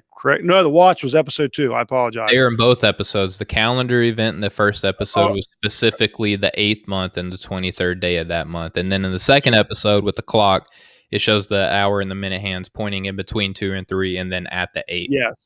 Yes, and so, Rob points out that the minute hand was exactly 2 minutes past the 8, making the time 2:42, and he says, "We all know there's a multiverse coming. We do know there's a multiverse coming, Mhm. in some form, and Earth 242 was a version of Earth found by Reed Richards and Tony Stark that was completely on fire."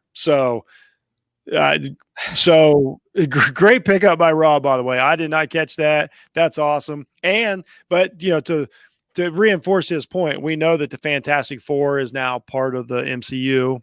Mhm, Uh, with the purchase of Fox, yeah, yes. and we know that. So we know that everything is a part of it. So anything's possible now.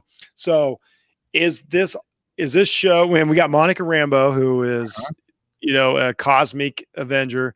Um, is he right? Is this a way to they can do whatever they want now because we've got different Earths. We got the 616. We've obviously we got the 242. Is this a way to just they can just do whatever they want? Well, we're not in the It room with can't be an them when accident. they yeah, we're not in the room when they write this down. We're gonna talk about this on our bonus content episode where I think Yeah. Rob was on to something. I don't think it's Earth 242. I could totally be wrong, but Rob's comment did turn me down a path of where I think it's not talking about the an Earth with that number.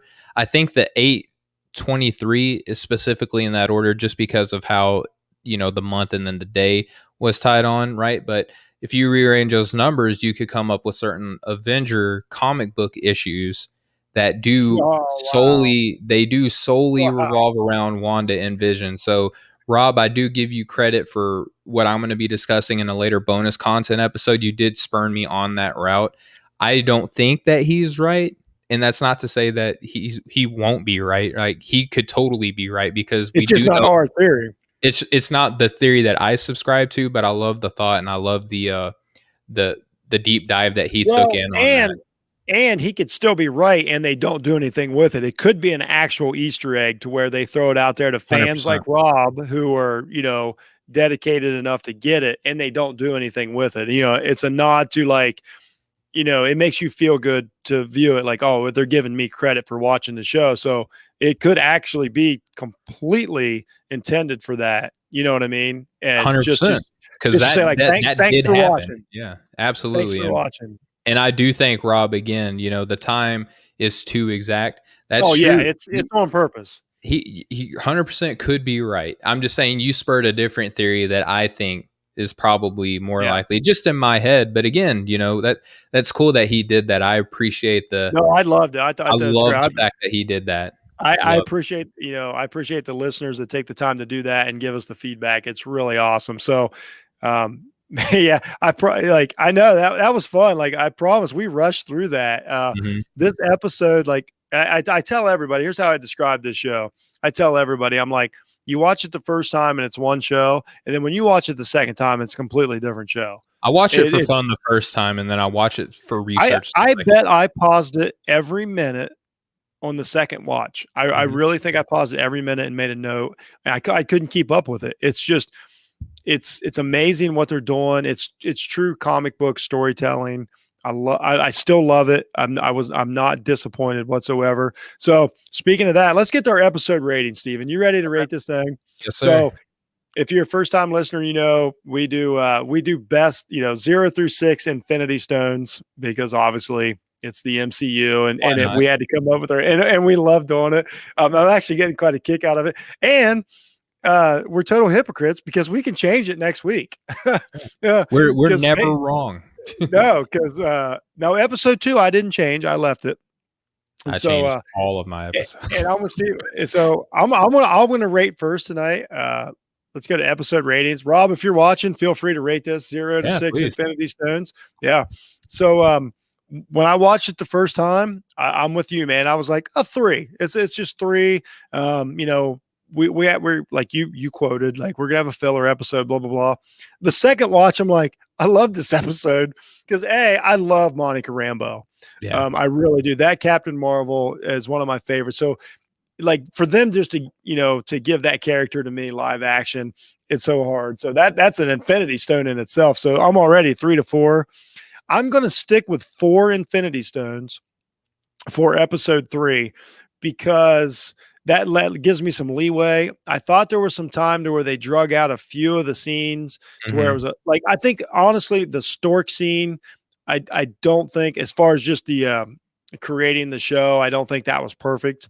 I thought it drug on a little bit. I'm not, I understand the meaning of it and they got its point across, but it felt a little Belabored. um yeah, and this essentially, I call it this: if I'm ready to pick up my phone and check Twitter, you went a step too far, and so that's what probably knocked it down. But they did a great job. Elizabeth and Paul, the chemistry is not fading at all. These two are No. wonderful. I think that Catherine Hahn, she was in a minute. Herb everybody just did a great job in the show. Like He was in there for a blink. they all totally bought in and they're giving you a finished product and they're giving you, even the doctor did a great job. Mhm. The stork was awesome. I mean, I'm serious. The stork was really cool. It like the stork had emotion, man. Like you said it. Like it wasn't just like it didn't look like a stork. Like it looked like a character. I thought they did a great job of the special effects with the stork. So I'm giving it episode 3,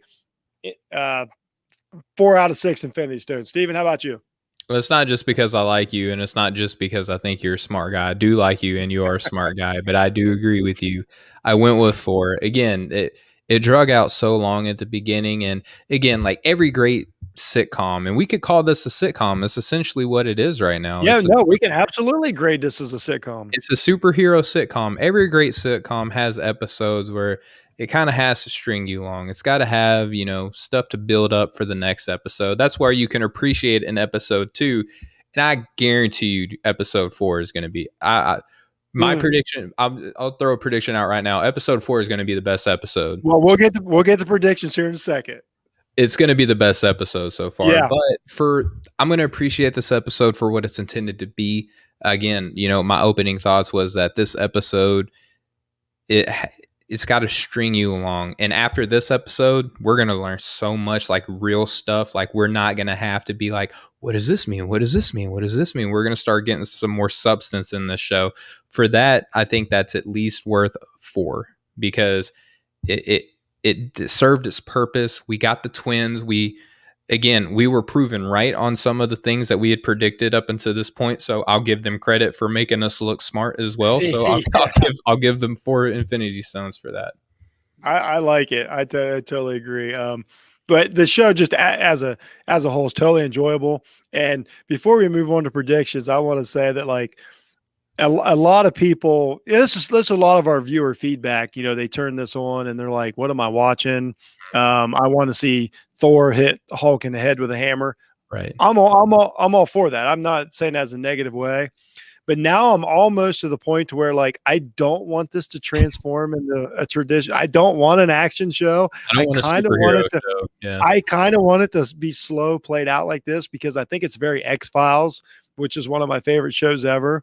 And I almost, I almost kind of want it to stay this way. And I don't want to see the goofy Scarlet Witch throwing red fireballs with weird effects and all that. Like, I like this version of what they're doing, and they're giving me enough of the superheroes that I'm good with. And we're getting the 80s next, and we're getting the 80s this upcoming. It's going to be, you know what? There you go, man. Nice segue. Let's just go on to predictions. Next week should be the 80s.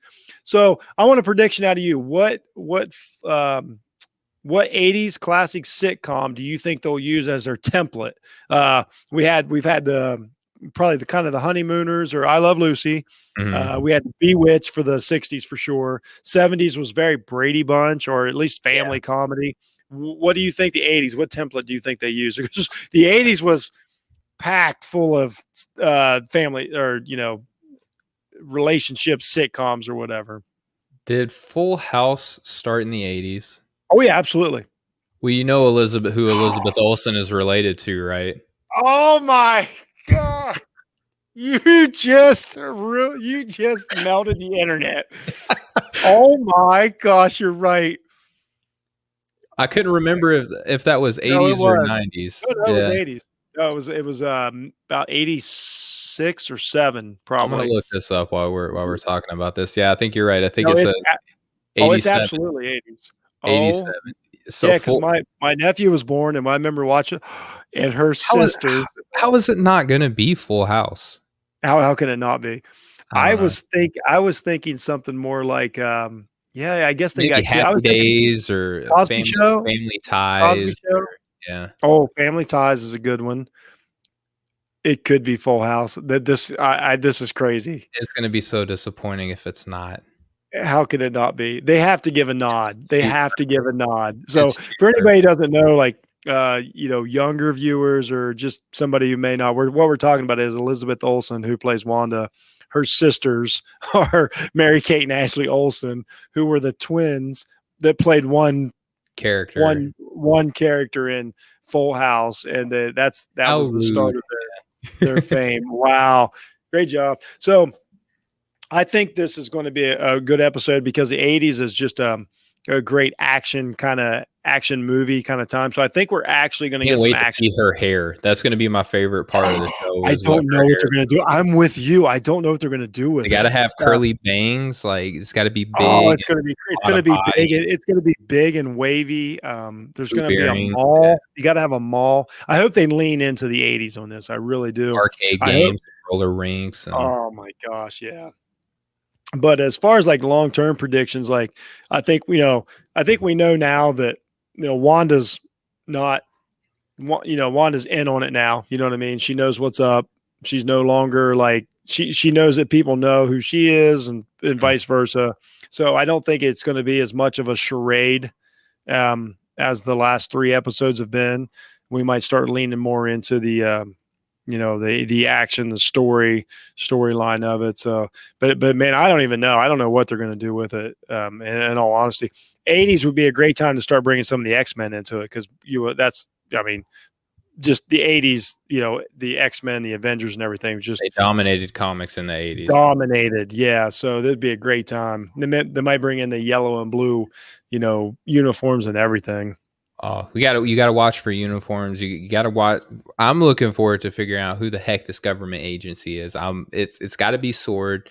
They got Oh to yeah, be I think it's definitely Sword.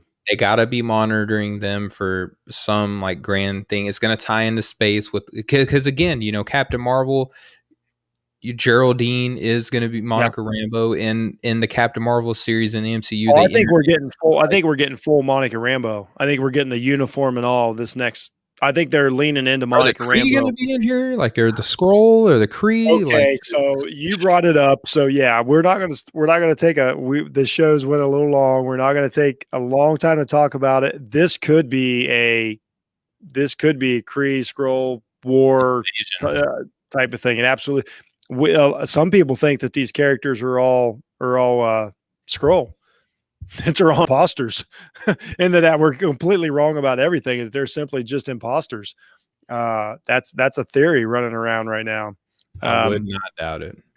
I don't know if and this would be the time they showed up in no, Captain Marvel was the 90s, so we would probably be one episode away from them, acknowledging that they're here and all that. So, Yeah, and then now in the 80s, we can start getting into some of the characters that we know because they're old enough to be in the show. Like, Nick Fury's, young Tony um, Stark. young Tony Starks. Like we can start getting into this to where we know some of these characters that have been in these movies and stuff. We're not guessing anymore. So, oh man, I don't know. I think it's So going to be cool. wasn't the 80s? I'm sorry, I'm gonna get Okay. sidetracked.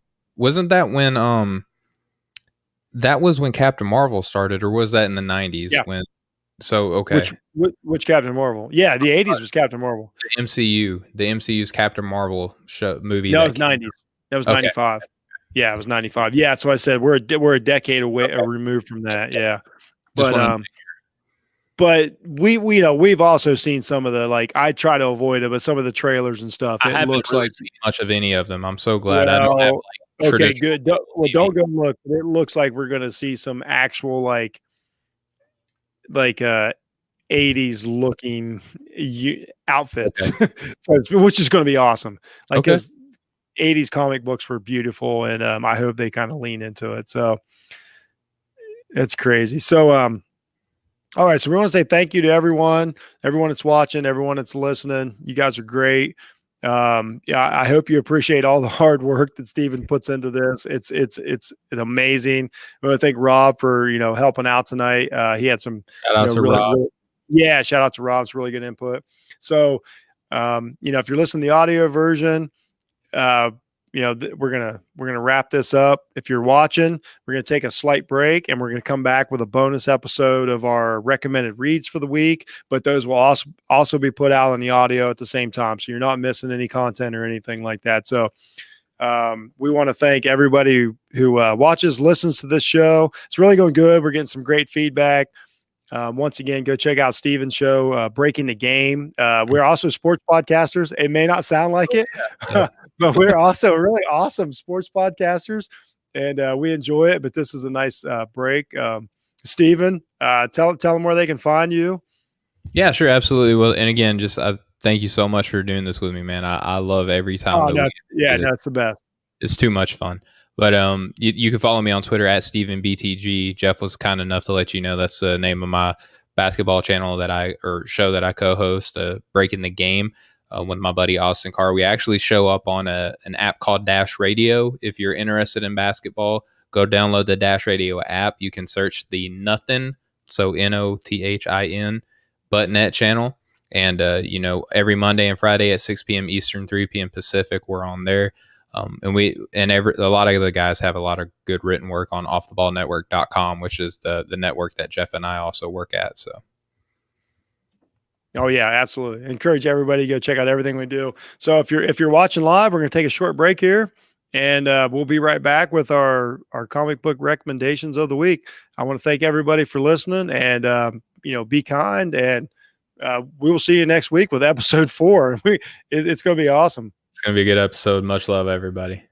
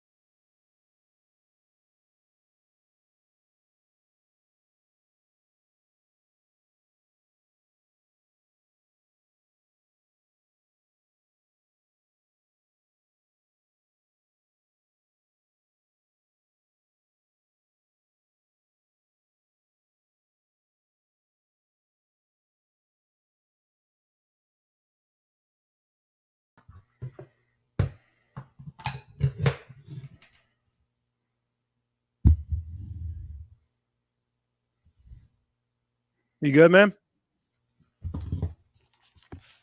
Oh, sorry. Yeah, give me just a second. You're fine. Take your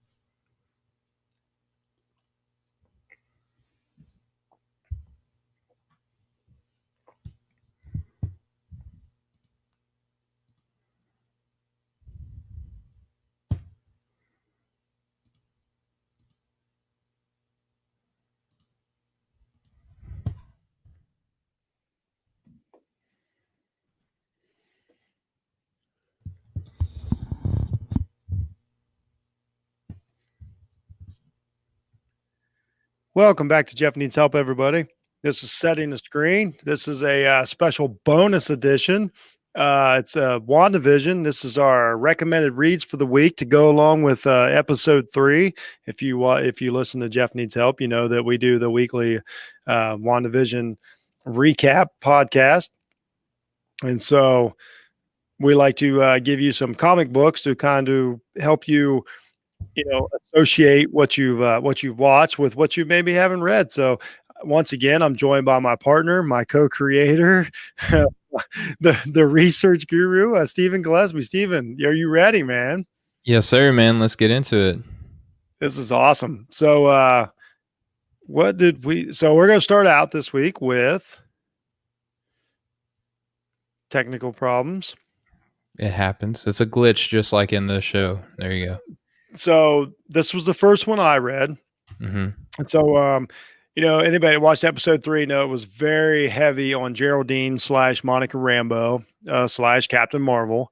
So I thought it would be a good idea to kind of study up on Monica Rambeau rather than the just Vision and Scarlet Witch. So I read Avengers 227, which essentially what this one does now. For everybody that's watching or listening, we don't want to spoil the comics. We just want to give you a brief overview and encourage you to read them yourself. So this is essentially when they invite Monica. She's very new into the Marvel world at this point, and they essentially want to invite her to be she's kind of on a probationary period to be a part of the Avengers. They show off some of her skill sets and things like that. The comic is more about Ant-Man and some of the Hank Pym and some of the things they do. But it's just cool to see her. Steven, have you read this? You probably haven't read this. I haven't read this particular one. I think there's 500, 400 Avengers. Yeah, exactly. If you go to the 1963, so it's once again, it's Avengers number 227. It was put out in 82, but it's part of the 1963 original Avengers collection. But it's real cool. You get to meet Monica. You get to see her do some things. You get to see the awesome outfits, the awesome artwork. So it's just a nice introduction. And then if you start here, you continue reading, which you're going to find out here in a second. You continue on reading, and things really ramp up from there. So if you want to get to know, it's a character that I don't know about you, Stephen, but I don't know how much did you know about her before the MCU kind of brought her in with Captain Marvel and with WandaVision. Well, see, I didn't understand that Geraldine would be of the same name as the original Captain Marvel. There's so many different Captain Marvels too throughout comic history. Like there's Yeah, Marvel, the original, right. that imparts it onto Carol Danvers, right? And then there's also a different Earth male Captain Marvel. So there's a whole bunch of different ways they could have did this. I wasn't aware that Geraldine's character name, Monica Rambeau, was a callback to this one, because I also understand that in in the Captain America storyline that the daughter plays a character called Photon later, who a pretty interesting character down the line as well. But Yeah. I wasn't aware of Monica Rambeau being the original Captain Marvel. No, I Oh wasn't. wow, that's cool. But see, that's exactly why we recommend these. I had knew of her, hadn't read a lot of comics about her. I'd read some of the early the '80s Captain, but it was a weird time because this was still back when we discussed it in episodes 1 and 2 of the WandaVision podcast. Is that this was still a time to where they were still exploiting females in comics. So the Carol Danvers character, even the original, some of the Captain Marvels, like some of it was just more about like what could they get away with on the page. Mhm. But Monica Rambeau is a really cool character. I recommend everybody to go, check out the comics with her in it. She's got some standalone comics. I didn't get to any of those this week, but just kind of a badass, honestly. So then this is Steven. Okay, Steven, take it away, man. This is you tell the fans what you read. Yeah, so if you just fast forward from the one that Jeff read, this is one that I picked up on. And to be honest, I was looking at some Avenger comics that I was like, okay, what can I get? That's a great looking cover, by the way. It's so beautiful. I'm a fan of covers. That thing is gorgeous. It's so good. And for anyone who's listening that cannot watch, just go and Google Avengers 234 Oh no, 1980, just go watch our show. or just go watch our show too. But it's such a beautiful cover art. And when I looked at this, I had in my mind the way that this episode was going to go. And I was like, oh my gosh, like this is going to be, I thought that I was going to read about a tormented Scarlet Witch and all these other things were going to happen. But this is a really good comic book, even though if that's what you're looking for in this comic book, you're not going to get it. But what you are going to get is a lot of good character history refresher about why Wanda is the way that she is, and a little bit about of her character development. And it's just it's a really good read, because in what happens in this one, kind of calling back to what's going on between the one that Jeff recommended and where I am, Vision, he's hurt. He's basically pronounced dead. He's in like this little stabilized control pod, and they're trying to do everything they can to bring him back to life. And Wanda's mourning him. So you kind of recall back to what the MCU did when Thanos kills Vision. Wanda's mourning, right? So a little bit of that tied into this as well. The mourning of the death of Vision, or what's presumed to be the death of Vision, and kind of a refresher. It kind of calls back to the history of how Wanda became to be who she is, and it was a really great read, really well. What's really funny when you start digging through the some of these older Wanda comics, which I love to do this. Like, it's one of my funnest. Like, I don't know if I enjoy anything more than to hear of a character and then to go back and research and read the comics, because they're like, to me, they're like my encyclopedias. Mhm. But what's funny about Wanda is there's so many books that retell her story. It's really crazy. Like, she's such an important character in the MCU that I never just read a lot about. I'm really finding it quite amazing that And it doesn't lull you to sleep either, because not only do they retell the story, but then they alter it to some degree as time goes on, and then they go back and call back to what we thought we knew. Well, and it's what they're doing with WandaVision, because with her character, with her skill set, her power set, which is what a lot of people don't like about Wanda, which is one of my down things. But they can do whatever they want. They can reset. And we've talked about Mephisto is the same thing. Like, if you get into a bind, you can just reset the universe and start over in comics. And but and it's kind of what they're doing with WandaVision, we think. But I think that WandaVision is doing this character justice. So yeah, that's great. I'm not that far up yet, but I can't wait to get to this point. But man, that's a good looking cover art. It sure is. So then next you went right to this. That's a good looking Vision. And so what we've got in this picture, like if you're not watching, we've got Vision. We've got a badass looking Monica Rambeau. Yep. Just Star Fox is the character in the bottom right corner there. What an amazing cover. So tell me something about this. Avengers 238, 1983. Well, I don't want to ruin the events because it ties in a lot to the one that I was just talking about earlier. But basically, Vision does make it. So you see that in this picture. Again, if you're spoiler alert, watching characters. Well, there's only two characters that ever died in comics, and that's Gwen Stacy and Uncle Ben. That's it. Everybody else can come back whenever they want. Pretty much. So we see in this cover again. If you're watching, if you're listening, not watching, just go and you can look at all the Avengers series side by side. Vision is back with a vengeance, and what's happening is that there's a couple different story arcs that tie in here. The reason that Monica's involved is because she's like chasing down a couple other villains. Vision, after he's resuscitated by the help of Star Fox and calling to another planet, which I don't want to ruin, but yes, please don't. Please go read this. He calls back to another planet. There's like this kind of like intergalactic Wi-Fi hookup that brings back Vision, and he's like probably the best version of Vision that I've ever seen in this comic. It's such a good job. I hope that they do something like this in the MCU because oh my gosh. Okay, I got to ask you. So you've done the research. We do the WandaVision podcast every week. It feels like this time frame is what the WandaVision show it derives from the most. If like I've read some, we go read these comics. When I read these ones, this feels like the direction they're going. Do you agree? Well, based on the character traits that we see of Vision right now, no. I don't like this. I'm telling you, if you look on this comic, it says unlimited vision. That's exactly what it is. Like this would be like the most. He's like OP in this comic book. Yeah. He's at the height.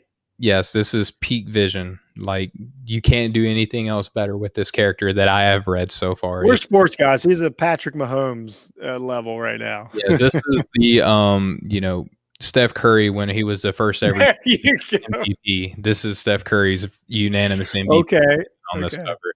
And he's able to just do so many cool things. I really encourage anybody who has really liked Vision and Wanda in the comics to please go read this one in particular because Vision is such a BA in this episode. That's issue. Excuse me. But who knows? Like this, we've with 4 episodes left of the TV series, like we may get the Vision that we deserve. Like I don't know. I mean, I don't know what's going to happen. This is the Vision that everybody would just die to see. Like absolutely. This is the one I want.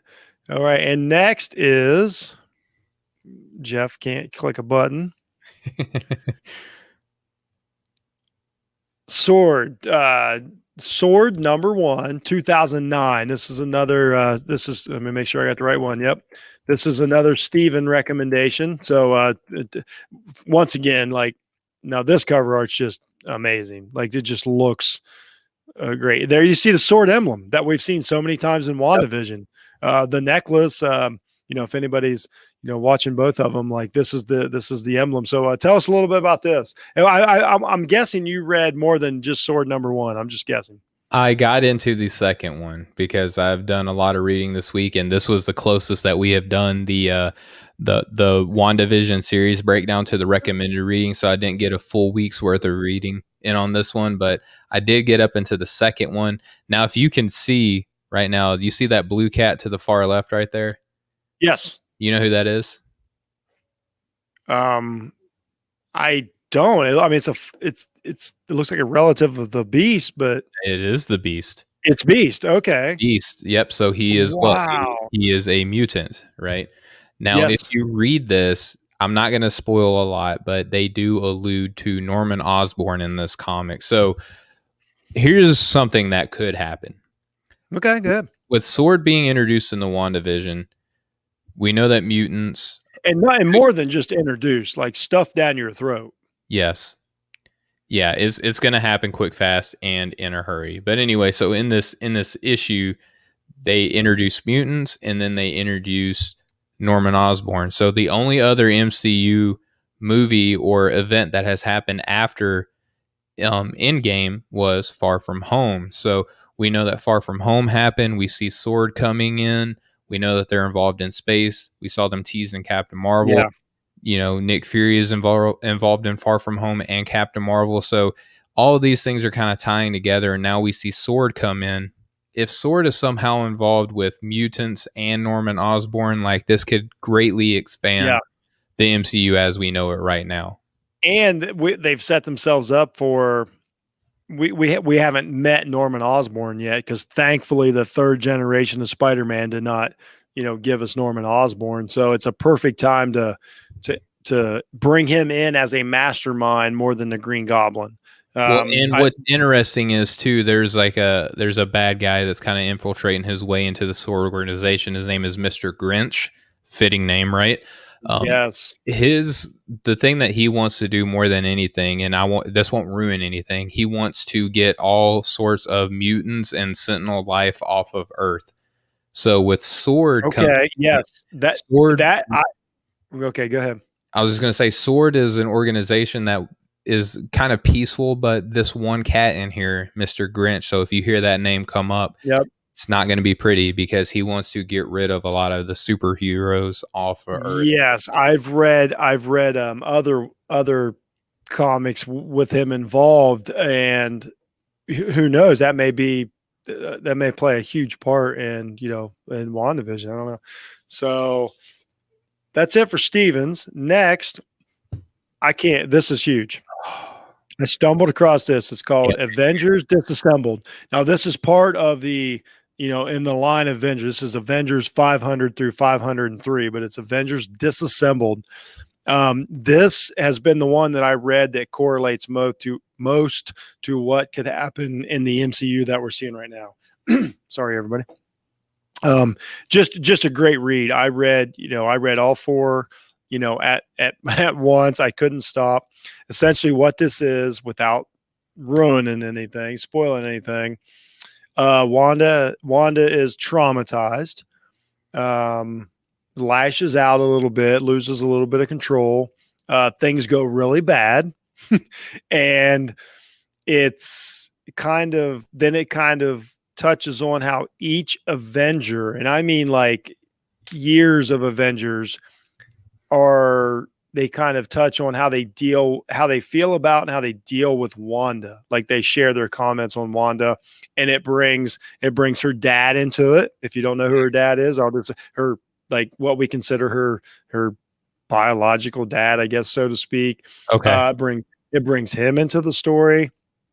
And then what's really cool about this as a read, if you're reading the Avengers Disassembled, so imagine like, you're watching a movie or a TV show, they do throwbacks to like what happened before, and they show you old footage.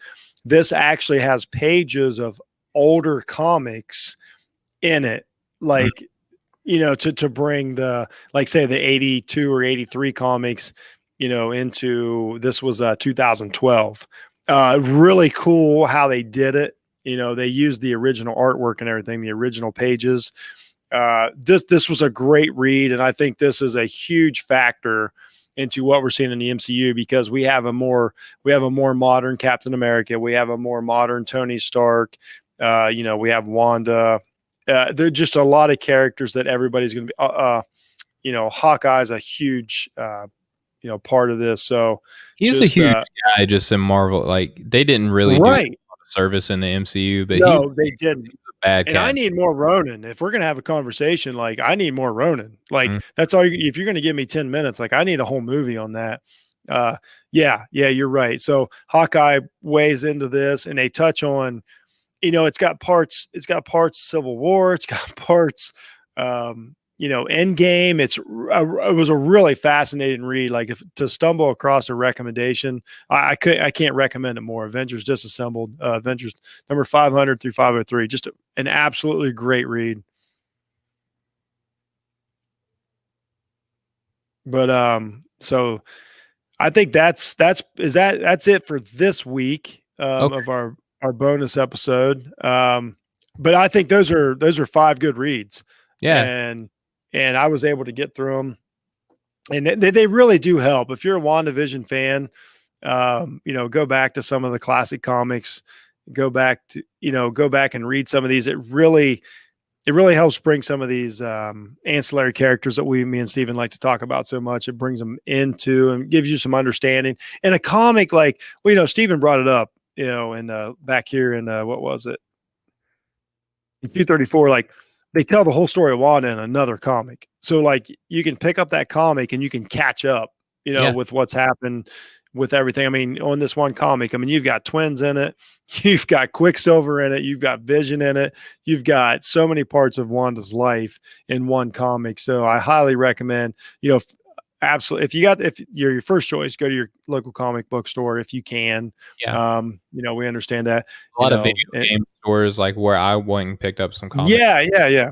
Stores do it too. Yeah. Yeah. Go pick up some of the paper ones. If not, they're fun to have around. Like, if you can't see, I've got them behind me here. I like to just kind of just have them up on the wall and stuff. Art. But if you need to, like, you can get them through your public library. Like, there's all kinds of ways. Marvel Unlimited. I think Steven, you use Marvel Unlimited. I do. So to recap, we recommended Avengers 227, Avengers 234, 238. Sword #1, 2009, and Avengers Disassembled number 500 through 503. That was our recommended reads for the week. Steven, I'm looking forward to episode 4, man. Yeah. Yeah. So once again, everybody, if you like, Jeff needs help. If you like, what me and Steven are doing, go like, share, and review. We appreciate it. Any 5-star ratings are greatly appreciated. Most of all. And we will be back next week to review and recap and completely dissect episode 4 of WandaVision. Steven, how are you feeling so far, Steven? I mean, you're just enjoying the show. I'm enjoying it because I'm enjoying our show. I'm enjoying WandaVision. I'm enjoying research and going back and pointing and saying, oh, they could do this, and this, and this. It's just so much fun. And then talking about it, obviously, with you, with our other friends at Off the Ball. It's fun. It's like the way that we're doing this show on top of another show. I'm so just fascinated by the fact of how much is actually happening all at one time that it doesn't even feel like. Does that make sense? Like there's a lot happening, but oh my God, it's crazy. It feels fun. Yeah, full credit to the show. Good job for inspiring us to do this. It's really been amazing. So we'll see you next week. We'll go over episode 4, and we'll recommend a few more comics next week on the bonus episodes. Until then, be kind, and thanks for listening, everybody. Yeah, much thanks love. for helping. Yeah, thanks for helping.